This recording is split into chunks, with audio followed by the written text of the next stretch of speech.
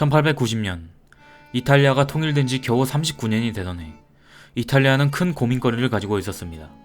기존 이탈리아가 사용하던 베텔리 비탈리 소총은 10.35mm라는 무식한 구경과 흑색 화약을 사용한다는 단점이 있었기 때문에 이탈리아는 새로운 주력 소총의 필요성을 느끼고 있었습니다.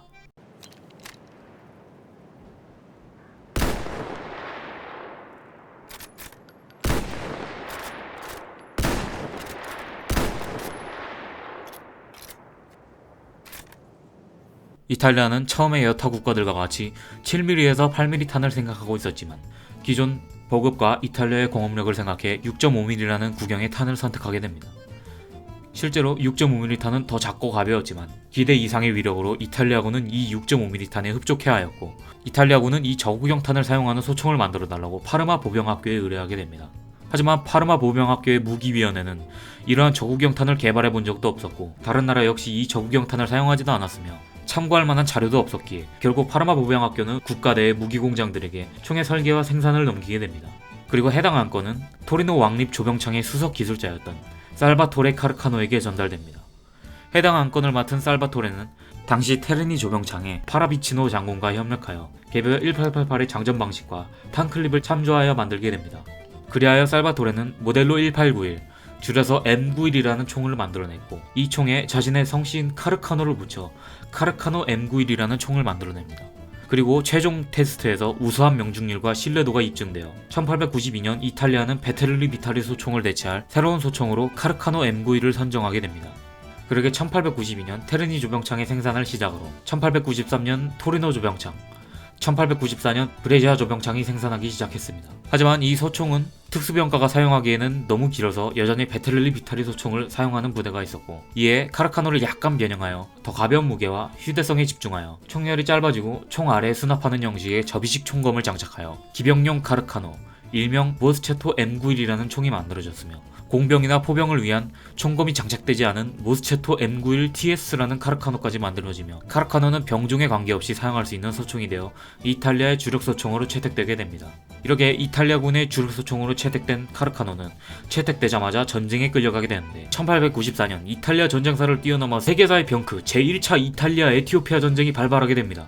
카르카노의 장점 중 하나인 작은 크기의 탄원으로 한꺼번에 많이, 그리고 다른 나라보다 한 발 더 많은 6발짜리 클립으로 보급에서의 우위를 가질 수 있다는 것이었는데, 전쟁은 기반시설조차 제대로 깔려있지 않은 산업과 사막으로 이루어진 에티오피아에서 보급이 제대로 되지도 않을 뿐더러 이탈리아 본국에서는 에리트리아의 주둔군과 아스카리군으로 그냥 에티오피아를 침공하라는 말도 안 되는 명령과 후속 병력의 지원조차 없는 말도 안 되는 상황과 시작된 전쟁이었기 때문에 이 전쟁에서 카르카노가 활약하기는 개뿔, 이탈리아의 상당수는 아직도 베텔리 비탈리 소총을 사용하였고, 돌아버린 보급과 인명난, 마흐디의 데르비시군이 이탈리아가 전쟁하는 틈을 다 다시 쳐들어와 이탈리아는 미쳐버릴 지경이었고, 결국 아드와 전투에서 패배하게 되면서 이탈리아는 아프리카 국가에게 패배한 유럽 열강이라는 칭호가 생겨버리게 됩니다. 이후 마흐디는 감히 이슬람의 구원자라고 자처해서 알라신께 벌을 받았는지 바로 4년 후에 장테푸스로 사망하게 되었고, 이후 본격적으로 카르카노로 무장하기 시작한 이탈리아군은 의화단 운동에서 베르살리에리의 대원들이 이 총을 들고 구보로 뛰며 베이징에 입성하였고, 더 많은 식민지를 원하던 이탈리아는 이탈리아 튀르크 전쟁에서 개별 1898을 사용하는 오스만 제국군과 싸워 트리폴리타니아와 피레나이카를 획득하게 됩니다. 그리고 1914년 전세계가 우려하던 사건이 터지게 됩니다. 같은 동맹국이었던 오스트리아 헝가리가 더 안 입고 왔던 이탈리아군은 참전하지 않았고, 머리서 간을 보다가 1915년 협상국은 이탈리아에게 런던 조약을 내밀게 됩니다. 뭔가 이상한 낌새를 눈치챈 오스트리아와 동맹국은 이탈리아에게 영토의 일부를 떼어주겠다고 딜을 치려고 했지만, 우리 배신의 아이콘 이탈리아는 이 조건을 뿌리치며 동맹국을 배신하였고 협상국의 편으로 참전하게 됩니다. 하지만 오스트리아는 지금까지 싸워왔던 군대 조무사였던 군대들과 달리 이탈리아와 오스트리아 국력은 서로 박빙의 모습을 보여주었으며, 이손초강 일대에서 무려 12차 이손초 전투가 이뤄질 정도로 웅장히 가슴해지는 싸움을 벌이게 됩니다. 이때 오스트리아군이 사용한 말리어 소총은 사실 카르카노가 참조한 개베어 1888의 아버지였기 때문에 사실상 할아버지와 손자가 싸운 수준이었습니다. 손자는 틀니 압수를 시전하려 했지만 페른을 참을 수 없던 아버지의 등판으로 카르카노가 혼쭐나게 되며, 이탈리아군은 후퇴와 방어에 급급하다가 결국 비토리오 베네토 전투에서 오스트리아 헝가리 제국군을 격퇴하게 되면서 마침내 이탈리아가 승리하게 됩니다. 이 과정에서 6.5mm 탄의 문제가 터져나오기 시작했습니다. 일단 6.5mm 탄의 문제는 위력이었습니다. 대부분의 국가들이 사용하는 7mm 탄과 비교하여 명중률을 제외한 모든 면에서 떨어졌으며 약한 위력에 이 탄을 맞아도 치명상을 입히지 못할 때가 많았으며 적군이 급조한 엄폐물이나 사격 방패를 관통하지 못한 일도 비일비재하게 일어났습니다. 그리하여 이탈리아는 새로운 탄을 이를 쿨하게 씹어버리며 전쟁 때문에 존나 많이 생산한 6.5mm 탄을 계속 사용하기로 합니다. 이후 1924년 묻혀 돌아가는 이탈리아의 경제로 인해 기존 전쟁에서 사용했던 카르카노의 마모된 총신을 잘라 모스체토처럼 재활용하는 지경에 이르렀고 이 카르카노를 M9124라고 부르며 이후 이탈리아는 경제 파탄으로 기존 카르카노와 6.5mm 탄을 버릴 염두조차 못 내게 됩니다. 이후 이탈리아의 이 새끼가 집권하게 되면서 리비아 남부를 점령하기 위해 진군하여 이 과정에서 이탈리아 식민지군과 식민지 경찰 그리고 리비아 저항군 간의 총격전이 일어났습니다. 그리고 이 과정과 1차 세계대전의 교훈으로 이 소총의 위력을 개선할 필요를 느끼게 되었고 결국 1935년 주세페 마이나르디 대령에게 새로운 탄의 개발을 맡기게 되고 이 새로운 탄을 사용하는 소총을 로베르트 보라진 소령과 페데리코 카발도 장군에게 의뢰하게 됩니다.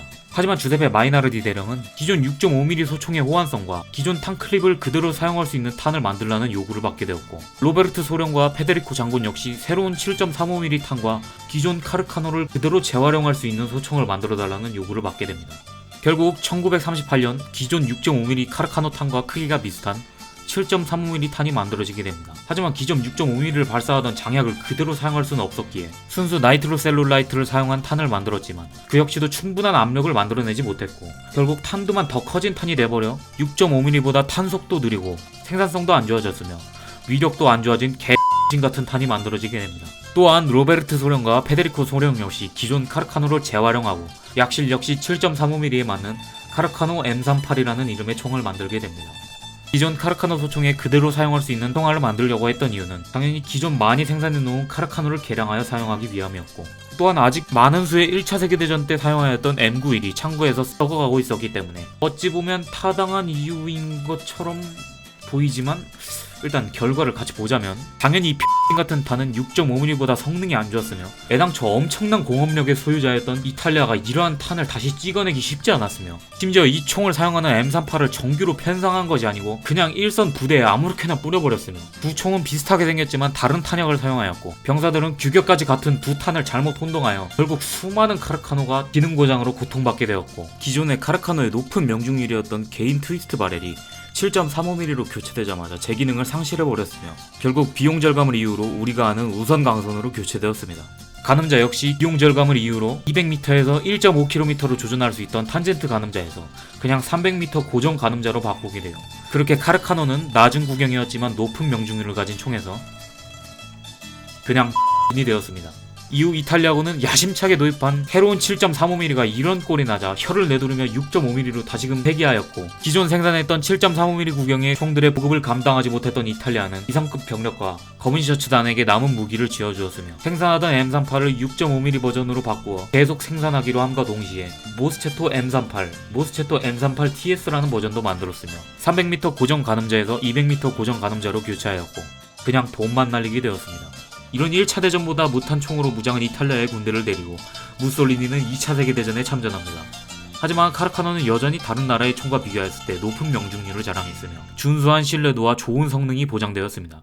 그럼 이 총으로 이탈리아가 이길 수 바로 산악사단에 막히고 그리스에 막히고 영국에 막히고 러시아에 막히게 되면서 이탈리아군은 졸전을 면치 못했고 기존 M91의 6.5mm 외에도 기관총탄인 8mm 탄과 기관단총탄인 9mm 탄도 제대로 보급하지 못하는 것이 이탈리아군의 수준이었는데 여기에 7.35mm 탄과 심지어 베텔리 비탈리 소총까지 등장하며 미쳐 돌아가는 보급 수준을 보여주었습니다. 이후 이탈리아는 문제점을 깨닫고 기존 카르카노 M91을 다시 생산하려 했지만 기존 M91보다 M38을 찍어내는 것이 더 효율적이었기 때문에 결국 기존 M38에서 M91보다는 아니지만 약간 총열의 길이를 늘리고 다시 탄젠트 가늠자를 추가한 카르카노 M41이 생산되었지만 이미 때는 늦은 후였습니다. 이미 이탈리아 본토에서 아프리카를 이어주는 지중해는 영국의 지중해 함대로 인해 수송선조차 오고 가지 못하는 지경에 이르렀으며 결국 잠수함으로 보급을 실어 나르게 되는 지경에 이르렀고 이 과정에서 발각된 이탈리아의 잠수함은 납포되거나 영국의 구축함이 끝까지 추격해오거나 이후 참전한 미국의 카탈리나 비행정으로 인해 개발사를 나게 되고 이후 연료가 거의 바닥난 이탈리아 해군으로 인해 이마저도 할 수 없게 됩니다. 결국 독일 이탈리아 연합군은 북아프리카에서 영향력을 완전히 상실하였고 이후 허스키 작전으로 인해 이탈리아가 반으로 쪼개지며 카르카노는 서로에게 총구를 겨누게 됩니다. 카르카노의 생산시설인 베레타, 아르마구에라, 브레시아 등의 공장들은 계속 카르카노를 찍어내며 국가공화국군의 주력 무기로 다시금 사용되었고, 이탈리아가 항복한 1943년 독일군이 이탈리아군의 공장을 점거하며 상당량의 카르카노를 노획하여 이후 국민돌격대에게 지급하였습니다. 이후 하이니히 크리고호프사가 7.92mm 마우저탄을 사용하는 카르카노를 개조하였습니다. 이미 연합군에 의해 불바다가 되고 있는 독일 본토와 달리 크리고호프사의 공장은 내륙인 오스트리아에 있었기 때문에 나름 안전한 상황에서 수많은 카르카노가 개조되었고, 독일은 있는 무기 없는 무기 전부 끌고 와 베를린으로 몰려오는 물량 공세를 막아야 했습니다. 국민돌격대는 개조된 카르카노와 2개에서 5개의 카르카노 클립을 지급받았지만 훈련도 제대로 받지 못한 민간인들이 소련군을 상대할 리가 만무했고, 결국 수많은 카르카노는 주인을 잃은 채 전쟁이 마무리되게 됩니다. 하지만 1959년까지 이탈리아군에서 사용되었으며, 이탈리아 경찰에서는 총류탄 발포를 위해 1990년대까지 모스체토 M38TS를 사용하였으며, 브레시아 조병창 역시 전쟁 이후 7.92mm 탄을 사용하는 카르카노를 계속 생산해냈으며, 또한 사용하지 않는 카르카노 소총을 식민지였던 국가들이 대량으로 물량을 풀게 되면서 민수용 총기로 각광받게 되고 반군에게도 각광받게 됩니다. 그리고 이렇게 팔린 카르카노 중 하나는 리 하비 오스왈드라는 남성의 손에 들어가게 됩니다. 그리고 1963년 11월 22일 미국 텍사스의 댈러스 중심가의 딜리 프리자 6층 건물에서 목표물이 지나가기만을 기다리던 리 하비 오스왈드는 12시 30분경에 나타난 존 F 케네디 대통령을 향해 3발의 총알을 발사하였습니다.